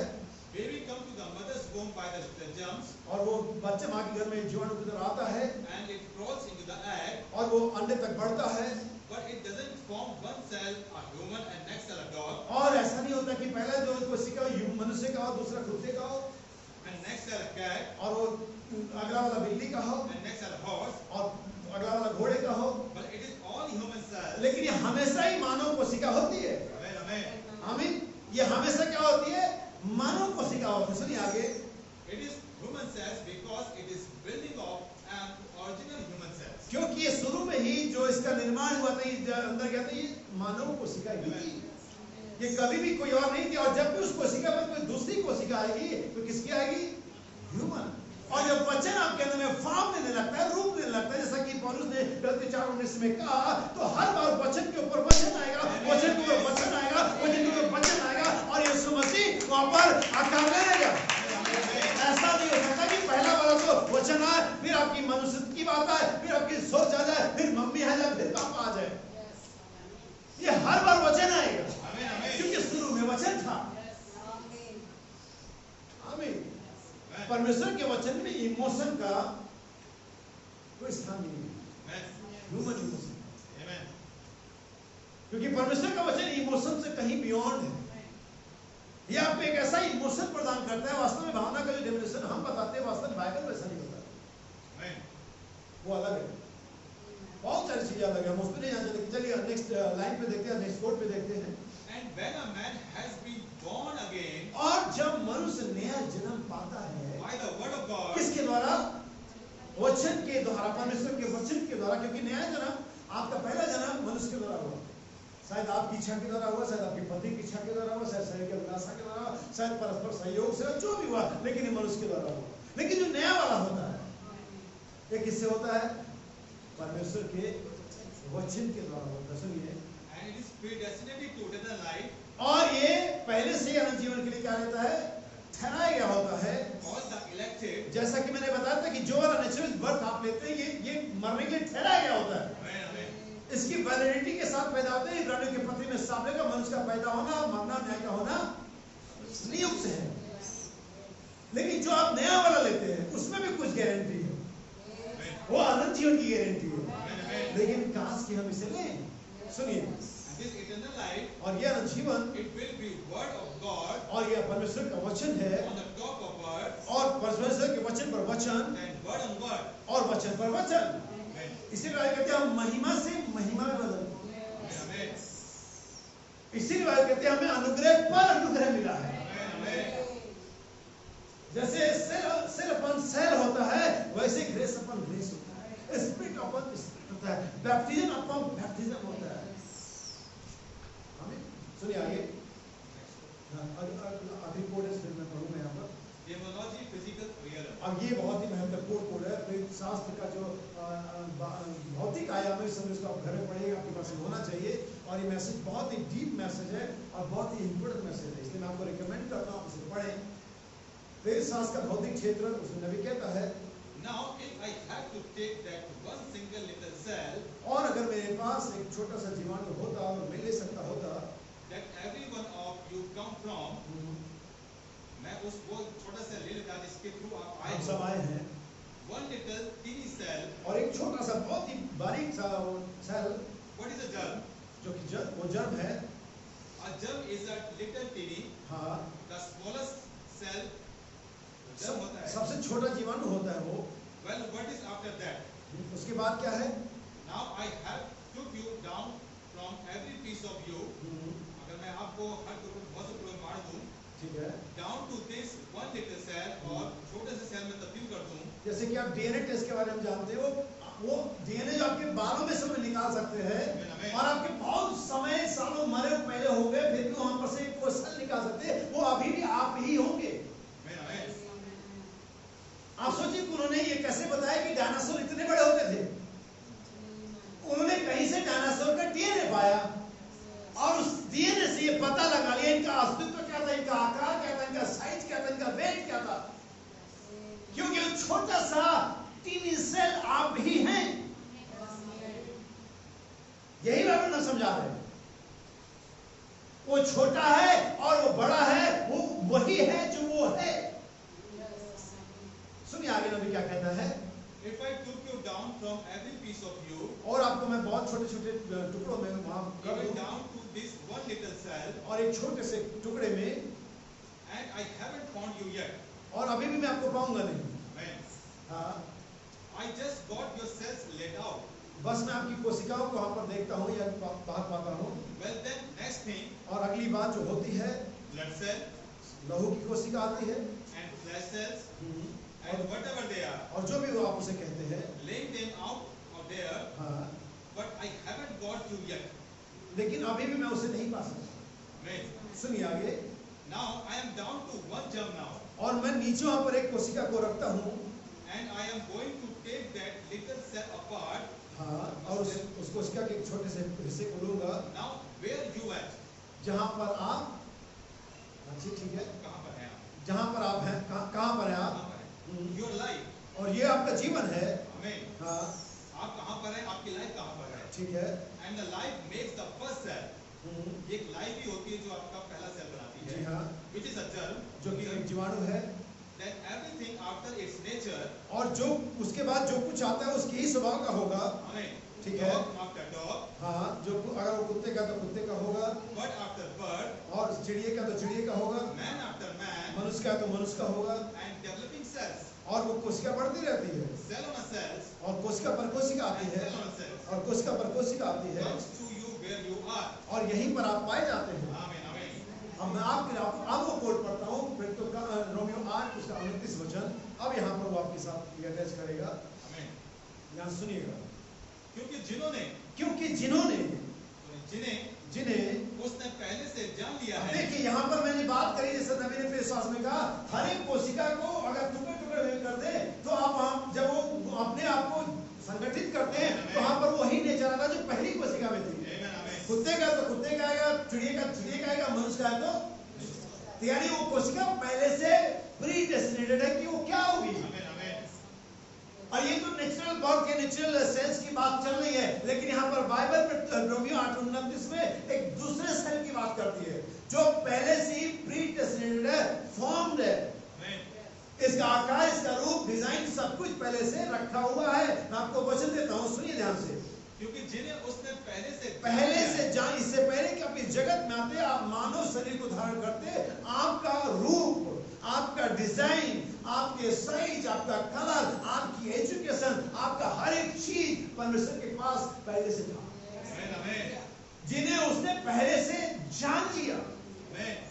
इससे पहले कि आपकी मम्मी आपके पापा आपको इस जगत में जानते, वो जानता है। आमीन। इसीलिए पौलुस कहता है ना तो भूत में कुछ ऐसा जो मुझे अलग कर सके, मेरे मम्मी पापा, मेरे पुराने दोस्त, मेरा साथी, मेरे कलीग्स और मेरे तमाम लोग, और न भविष्य में कोई है कि मुझे मसीह की मोहब्बत से। यही वजह कि जिनको पहले से परमेश्वर ने जाना, वो अपनी मम्मी पापा को भी रोते हुए आगे, उन्होंने मम्मी पापा को रोने दिया, क्योंकि इससे पहले कि मम्मी पापा और पति पत्नी उन्हें जानते, परमेश्वर ने जाना, जिन्हें उन्हें पहले से जान लिया। आपके मम्मी पापा आपको जानते हैं, वो पैदा होते परमेश्वर आपको जानता है। जिन्हें उसने पहले से जान लिया, उन्हें पहले से ठहराया भी है। किस लिए ठहराया है? कि उसके पुत्र के स्वरूप में हो, और इसी स्वरूप के में बढ़ने के लिए पौलुस कहता है, मैं जच्चा किसी मसीह को जन्म देना मजाक नहीं है। आप जब मसीह को जन्म देने की बात करते हैं, तब मसीह के एट्रीब्यूट को जन्म देने की बात करते हैं। आप मसीह की आत्मा को जन्म देने की बात नहीं करते, मसीह के आत्मा पाए वाले गुणों को जन्म देने की बात करते हैं। अब यहाँ पर मसीह, बाइबल के अनुसार मसीह पवित्र आत्मा है क्या? आप किसको जन्म दें? अब आज पवित्र आत्मा क्या है? आपके लिए क्लियर कर देता हूँ मेरे भाई कि आप मसीह को जन्म कैसे दे सकते हैं आज? यीशु को नहीं, मसीह को, और मसीह पवित्र आत्मा है की है। अब बाइबल कहती है परमेश्वर ने 7 आत्माओं को पृथ्वी पर प्रकाशित हुआ। ये परमेश्वर की 7 क्या ये आपको बाइबल के अंदर में ये सेंटेंस सही लगता है? यूहन्ना 4:24 पढ़ते पहले, फिर हम पढ़ेंगे प्रकाशित वाक्य। मेरे वचन, मेरे बातों को ध्यान से रखना, समझना। परमेश्वर आत्मा है। परमेश्वर क्या है? आत्मा है, और अवश्य है। और सुनिए, ठीक है, यहाँ प्रकाशित में यहाँ 7 आत्माओं का जिक्र लिखा हुआ है, उस आयत को निकालेंगे।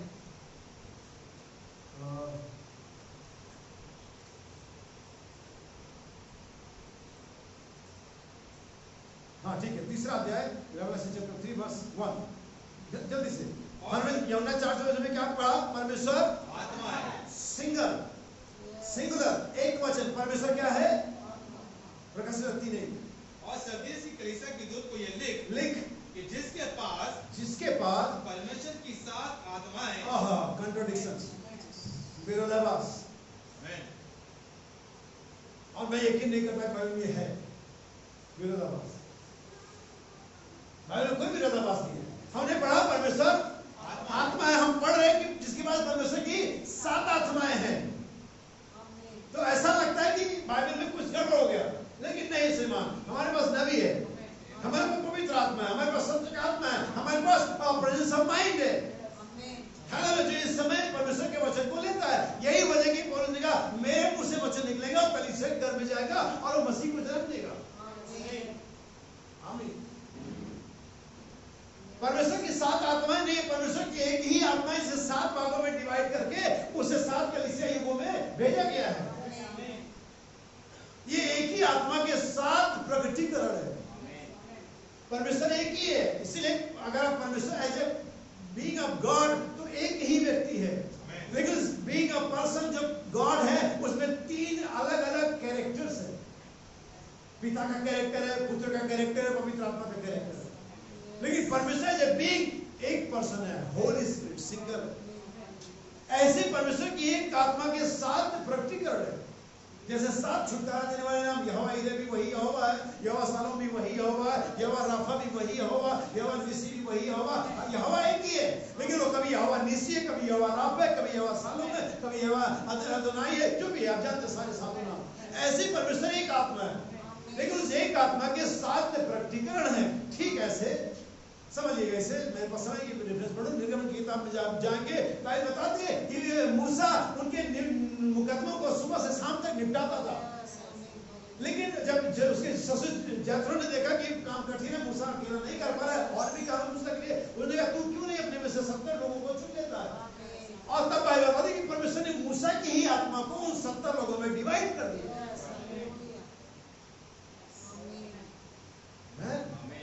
अच्छा मुझे बताओ, जब पेंटेकोस्त के दिन कितने लोग थे? 120 लोग।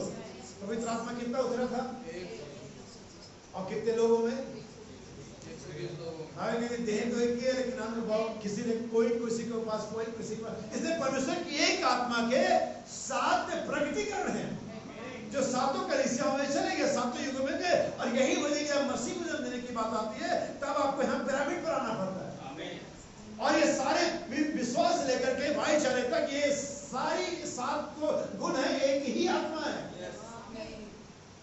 यही वजह कि अब इनको सातों आत्माओं को, सातों गुणों को जब तक आप नहीं लेते आप मसीह को जन्म नहीं ले सकते।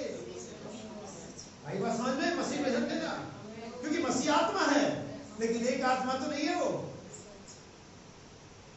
एक गुण तो नहीं है। अगर आपका विश्वास है फिर वो पूछेगा फिर समझ किधर है? अगर मेरे पास समय फिर वो संयम किधर है?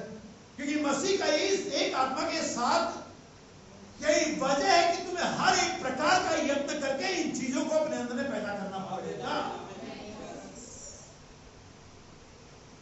जन्म, आइए मैं जन्म की तरफ चलता हूं। एक जन्म कठिन, दर्द वाला और गंदगी वाला और शर्मिंदगी जैसा कुछ ऐसा, वो सब कुछ लेकर के आता है। वो गंदगी लेकर के आता है, शर्म लेकर के आता है, वो दर्द लेकर के आता है। और मसीह जीवन में जो आगे बढ़ रहा था वो इन तीनों चीजों से सामना करता है। अगर आपका सामना अपने मसीह जीवन में इन तीनों में से नहीं हो रहा है, मैं कहने जा रहा हूं आप एक बांझ का जीवन जी रहे हैं। आपने कभी कोई जन्म दिया नहीं, कभी कोई जन्म देने के लायक नहीं। आपको अगर शर्म नहीं मिलती मसीह जीवन जीने के लिए, मैं बात बढ़ा लूंगी और थोड़ा सा फिल्में नहीं करूंगी तो मेरे सामने सहेलियां वर्क में काम कर लो, क्या कहेंगे तो कैसे 1909 वाला ड्रेस में चली आई हो? अरे कुछ तो पहन लेती, तुम शादीशुदा लगती भी नहीं हो। और ऐसे भाइयों का भी है। तो अगर ये शर्म नहीं मिल रहा है, क्योंकि जन्म देना शर्म क्या, अगर आपके पास एक प्रॉपर प्लेस ना तो शर्म का चीज है। दर्द इसके साथ झेलना पड़ता है, आपको बहुत सारी चीजों को कुर्बान करनी पड़ती है। ये गंदगी भरा जीवन होता है। अच्छा, सबसे पहले जन्म देने के प्रोसेस में नबी ने 3 चीजें बताई कि सबसे पहले पानी बाहर आता है, फिर लहू बाहर आता है, फिर आमीन, पानी का बपतिस्मा आता है, फिर पवित्र आत्मा का बपतिस्मा आता है, फिर पवित्र आत्मा का व्यक्ति आता है, जीवन। जन्म के समय सबसे जो पहली चीज, जन्म कोई भी किसी का भी हो, वो कोई व्यक्ति अपने आप से जन्म नहीं ले सकता, इसमें किसी की सहायता की जरूरत है। आपके जन्म में 2 सहायता देखो, माँ जो बाहर की तरफ धक्का देने में सहयोग करती डॉक्टर का, एक डॉक्टर जो उसे बाहर निकालने के सहयोग करता। आपकी खुद की कोशिश और आपके साथ जो डॉक्टर है। बाइबल कहती मेरा आत्मा सदा लोग विवाद ना करता है, इसका अर्थ, इसका सही अर्थ, मेरा आत्मा सदा तुम्हारे साथ सहायता नहीं करेगा। रोमियो की पत्री 8 अध्याय के अंदर में, या उसके अगर आप इसी के पीछे जाकर के 27, 23, 24 से 25 पढ़ेंगे, लिखा हुआ है आत्मा आप हमारी दुर्बलता में सहायता करता है, लेकिन बशर्ते कि हम आगे बढ़ रहे हो। आप जानते हैं जन्म के प्रोसेस में मनुष्य का जब जन्म होता है उसके सबसे पहले सर बाहर आता है। कभी आपने ध्यान दिया इस चीज को? बाइबल बखूबी बताते हैं जन्म के प्रोसेस में अगर आपके पास एक आत्मिक जीवन है, आप एक जन्म देने जा रहे हैं, तो सबसे पहले क्या बाहर आता है? सर। रोमियो की पत्री 12 अध्याय, आइए निकाले जरा, ध्यान सुनिए। सर ही बाहर आता है, कुछ और आता है? सबसे पहले होता क्या है? पढ़िए जी। इसलिए है भाइयों, मैं तुमसे परमेश्वर की दया स्मरण दिलाकर विनती करता हूँ कि अपने शरीरों को जीवित और पवित्र और परमेश्वर का भाता हुआ बलिदान करके चढ़ाओ। जी हाँ, यही तुम्हारी आत्मिक सेवा है। यही तुम्हारी आत्मिक सेवा। और नेक्स्ट वर्स, और इस संसार के सदृश न बनो, इस संसार के सदृश ना बनो, परंतु तुम्हारी बुद्धि के नहीं, तुम्हारी मन के, तुम्हारी बुद्धि के। और ये कहाँ होता है? शोल्डर में होता है बुद्धि, मन कमर में, पैर में। तो सबसे पहले जो रिन्यू होता है, सबसे पहले जैसे चेंज होना है, सर को होना है। क्या समझता है जन्म? सबसे पहले सर बाहर आता है, और जब सर बाहर आता है तो पूरी बॉडी और भी जोर लगाती है। लेकिन सबसे पहले जब तुम्हारी बुद्धि नहीं होगी तभी तुम्हारा चाल बदलेगा जो नीचे है। सर के बाद नीचे चाल चलन सर में नहीं होता है, इसमें तो सिर्फ सोच होती है, सोच के हिसाब से चाल चलन होता है। तो सबसे पहले क्या बाहर आता है? सबसे पहले क्या बदलना है? चाल चलन है सर क्या बुद्धि? पहले बुद्धि बदलनी है, पहले दिमाग बदलना है, सोच बदलनी है, एटीट्यूड बदलना है। जैसे मैं बताता हवाई जहाज की चाल में, मनुष्य की चाल में एटीट्यूड और एटीट्यूड का बहुत फर्क पड़ता है। हवाई जहाज में एटीट्यूड और हमारे जीवन की यात्रा में एटीट्यूड, अगर इन दोनों में गड़बड़ा गए तो आप मल्टीट्यूड होकर रह जाओगे, अलग नहीं होगा। तो सबसे पहले क्या आता है? सर्व आता है। तुम्हारी बुद्धि के नए हो जाने से तुम्हारा चाल चलन भी, अगर बाहर नहीं आया, दिमाग नहीं बदला, तो कोई भी जीवन, कोई भी चरित्र, कोई भी डेवलप नहीं होगा। और पहले सर्व बाहर आता है, फिर बाकी का देह भी आता है। आप जानते हैं जब अंदर आपकी घर में आप पल रहे होते हैं, हम जब माँ के घर में बच्चा होता है, वहाँ अंधकार होता है। अगर आप पढ़ेंगे साम नंबर 139, वहाँ पढ़ेगा जब मैं गहरे सामने बनाया जाता है, तब मेरी कोई हड्डियां तुझसे सीधी आती। इससे पहले कि मेरे अंग दिन ब दिन बनते जाते, वो पढ़ने से पहले तेरी किताब में लिखे हुए थे। परमेश्वर जैसा हमने रोमियो की पत्तियां 8 कि उसने हमें पहले से ठहराया, हमारा किताब में नाम, हमारा साइज, हमारा सब कुछ लिखा हुआ था। और वो गहरा अंधकार वहां पर होता है, वहां पर नबी कहता है उस अंधकार में एक उजियाला होता है, जो उस वचन बीज में खुद होता है, जो उस गर्भ के अंदर रह रहा होता है। वरना कैसे वो हजारों करोड़ों जीवाणुओं में से वो जीवाणु अंडे तक पहुंचता है, कैसे मुझे उस अंधकार में कैसे पहुंचता है? वो जो पहुंचने वाला जीव होता है, जीवाणु, तो उसमें खुद में जीवन लाइट होता है, क्योंकि वचन में उजियाला होता है, और उजियाला मनुष्य की जो जीवन है, और वहां पर पहुंचता है और उसे बाहर लेकर के आता है। ये मसीह जो बाहर आ रहा है, मैं जानता हूं समझ पा नहीं समझ पा रहा है, लेकिन विश्वास करने आपके काम करेगा। और जब बाहर आता है, नहीं वहां पर मामला खत्म नहीं हो जाता है, और बहुत सारी गंदगी, बहुत सारी चीजें वहां पर लिपटा होता है। और सबसे पहला काम डॉक्टर उसको साफ करना होता है, और जैसे बच्चा मारता है उसको सफाई की जरूरत होती है, क्योंकि बहुत सारी चीजें उसके ऊपर जो उसे लेकर कहां तक आई होती है, लिपटी होती है। और फिर उसके बाद एक हल्का सा दर्द उसे मिलना चाहिए, अगर वो चिल्लाता नहीं। आमीन। एक हल्का सा दर्द उसे वहां पर मिलता है, ताकि वो चिल्लाए, ताकि उसके अंदर में जो म्यूकस फंसा हुआ मुंह के अंदर में, वो बाहर आ सके। और ये सारे प्रोसेस नेचुरल बर्थ में होते हैं, और सेम प्रोसेस स्पिरिचुअल बर्थ में होता है।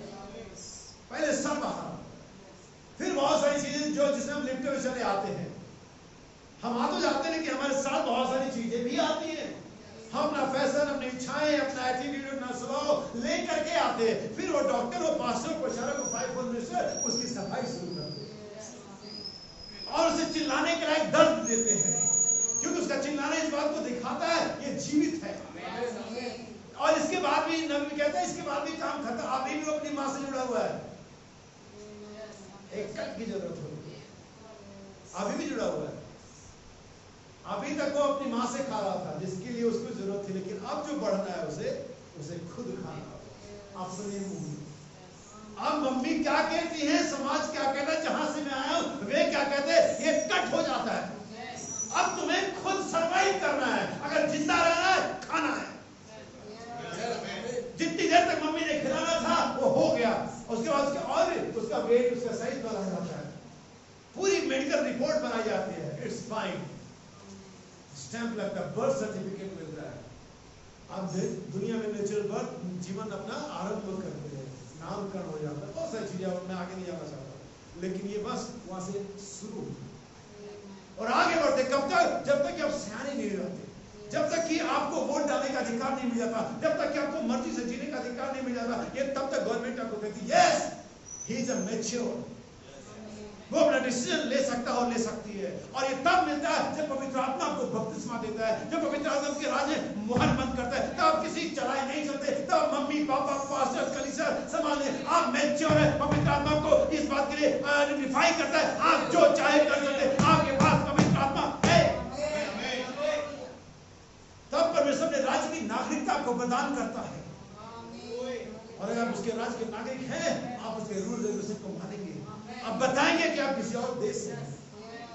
हालेलुया। मैं आपके लिए एक वचन पढ़ता हूँ, ये यशायाह नबी की किताब 28 अध्याय। सुनिए, बच्चा पैदा होने के बाद एक और चीज होती है जो उसकी माँ उसे देती है, और ब्रेस्ट फीडिंग। नबी बाइबल के अनुसार ब्रेस्ट फीडिंग क्या है, आप इसे इंग्लिश में जरा देखिएगा और आप इसे पढ़िए। 28 अध्याय में वचन वर्ष बताता हूँ, शायद 12 होना चाहिए। यशायाह 28 और सॉरी 28 के 9 वचन से पढ़िए, इंग्लिश से पढ़िएगा इसे। Whom shall we teach? और वो किसको सिखाएगा। याद रखिए, जब बच्चा पैदा होता है तो उसकी माँ पहला चीज उसे सिखाती है, ब्रेस्ट फीडिंग सिखाती सिखाती है। क्योंकि बच्चा को कैसे दूध को सक करना है, कहाँ है, उसको नहीं मालूम है, ये उसकी माँ उसे करती है। और बाइबल के अकॉर्डिंग वो जो मिनिस्टर्स है वो कलीसिया की माँ की जैसे होते हैं। मुझे तुम्हारे लिए जब तक किसी पीड़ाएं होती है, कैसे वचन सीखना है, कैसे ज्ञान सीखना है, कैसे डॉक्ट्रिन सीखनी है। हमें आप मुंडे हिलाते अंधे बंदे नहीं मर जाएगा। आपको सीखना ही पड़ेगा अगर आप जिंदा रहना चाहते हैं। सुनिए, वो किसको अपना ज्ञान सिखाएगा? Whom shall he teach knowledge and whom shall he make to understand doctrine? और वो अपने सिद्धांतों की समझ किसको देगा? क्या उनको जिस तन से अलगाए हुए? अगर यहोवा सदाई परमेश्वर था, अब आप मुझे ये मत कहना कि बाइबल दो नियम ये दोस्तन है, ये तो लिखा हुआ है, ये कहीं तो फिजिकल होने, आप बाइबल से थोड़ी चूसते हैं। आप तो कोई मनुष्य खड़ा होता वहां पर जो इस बाइबल को आपके लिए लेकर क्या रहा होता है, वो बात ठीक है, यही है, लेकिन प्रोसेस क्या है? पेरिनाम एक इंजेक्शन होता है, पेन किलर होता है,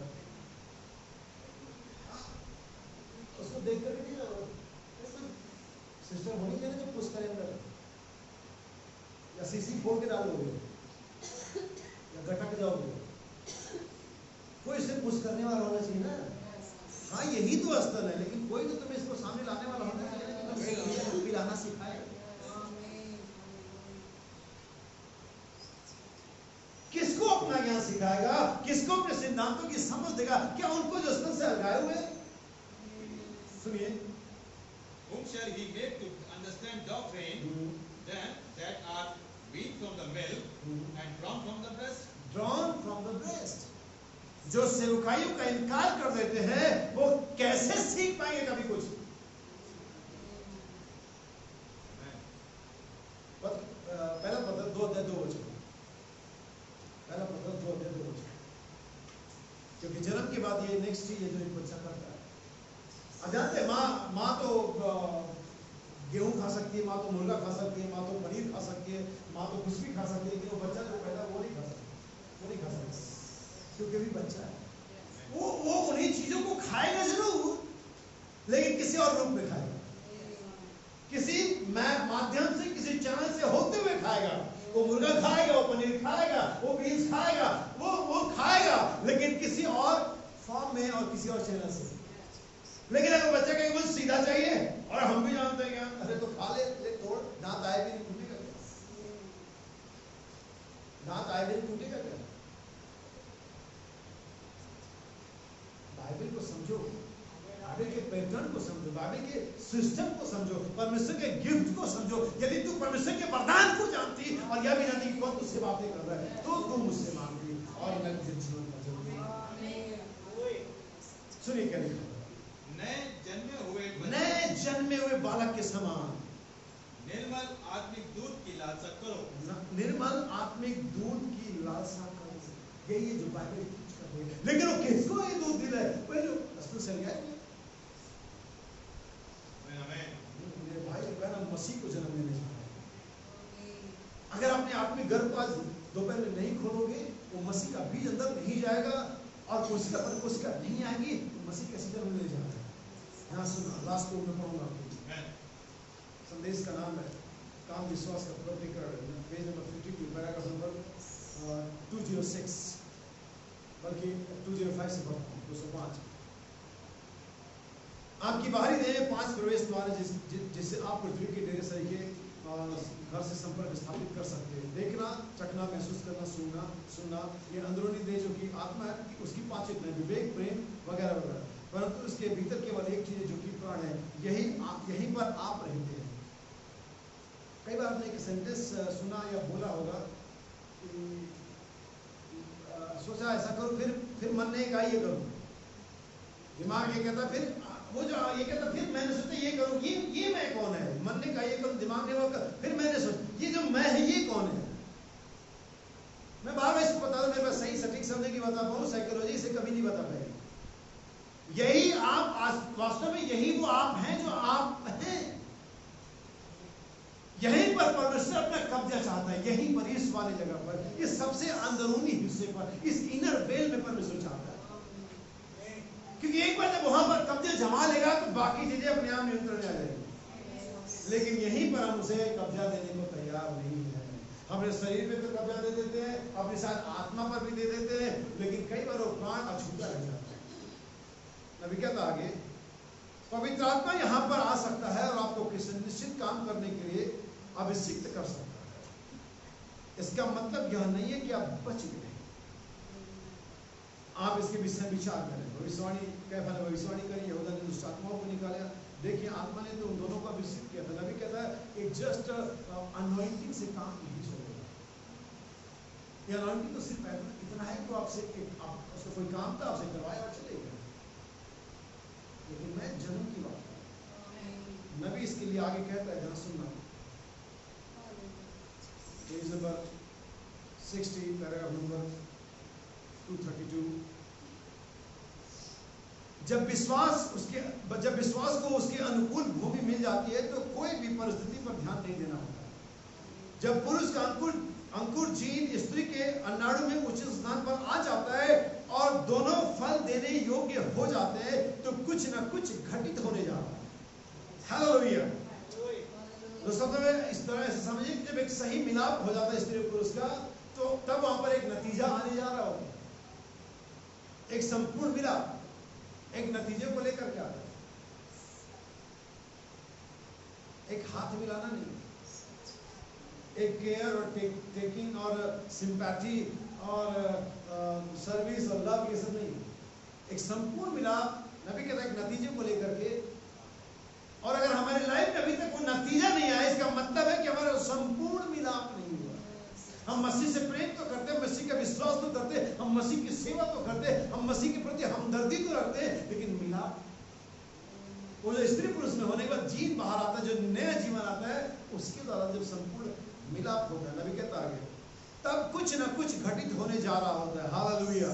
चिकित्सक कह सकता है आपको बालक नहीं होगा, मैं साबित कर सकता हूँ आपके शरीर के जीन्स मरे हुए हैं और उसके अंडे अभी भी बच्चे पैदा करने के योग्य नहीं बन सकते, परंतु उस अंडे को बच्चे पैदा करने के योग्य होने दीजिए। एक बार उस जीन्स को उस अंडे तक रहने दीजिए, फिर देखिए कि क्या घटित होता है। एक छोटा लड़का शिशु, एक छोटी लड़की शिशु दृष्टि पर आ जाएगी, क्योंकि विश्वास अपनी उपयुक्त जमीन पा चुका है। कर्म करते हैं, कोशिका के ऊपर कोशिका आती है और एक छोटा शिशु दृश्य पर आ जाता है। परमेश्वर हम पर दया करिए, परमेश्वर हमें विश्वास के लिए यत्नशील मसीह होना चाहिए। आमीन। जैसा कि लाजर संडे का हर प्रकार का यत्न मसीह को जन्म देने, उन सद्गुणों को अपने अंदर में भरने के लिए। ये सात सद्गुण कुछ और नहीं, मसीह का दिन लो। इफिसियों 4 अगर 4 के 12 से पढ़ेंगे, जब तक कि तुम मसीह के पूरे नहीं रोल में पवित्र आत्मा, एक ही आत्मा के साथ प्रकटीकरण, इस समय में पवित्र आत्मा इस 7 गुणों में, इन 7 प्रकटीकरणों में अपने आप को कलीसिया में चाहिए। यही जो मसीह को जन्म देना है। क्या आप चीजों को समझ पाए? याद रखिए, नबी एक फाइनल बात है कि समाप्त करूं। नबी कहता है जब एक बार किसी स्त्री के गर्भ में सीड अंदर चले जाता है तो गर्भ का द्वार किसी और सीड के लिए हमेशा के लिए बंद हो जाता है।